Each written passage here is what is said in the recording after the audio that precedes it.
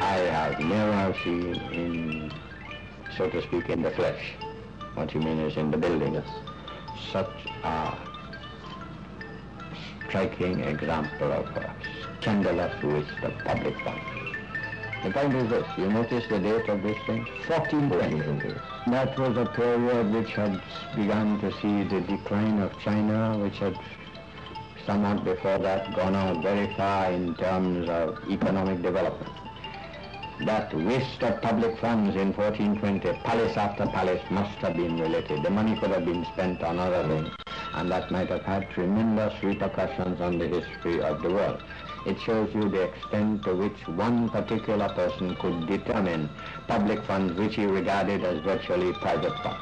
This was the period of what they called in the political scientists the divine right of kings. The king could do no wrong. He was God's representative on earth until they happened to cut his head off.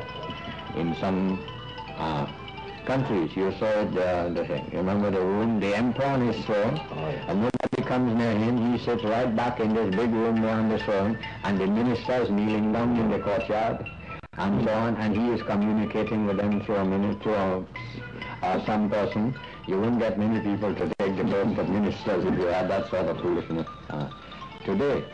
And the thing was, what struck me was how unlucky China was that this system, the British got rid of it in about the 17th century. It never developed in America. The French got rid of it in 1789.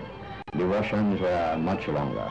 The Chinese never got down to grips with this thing until 1911, the Democratic Revolution, Sun Yat-sen, etc. And then what struck me was how today the masses of people were flocking to the palace to see this ancient squandermania, that's a nice good West Indian word, ancient squandermania.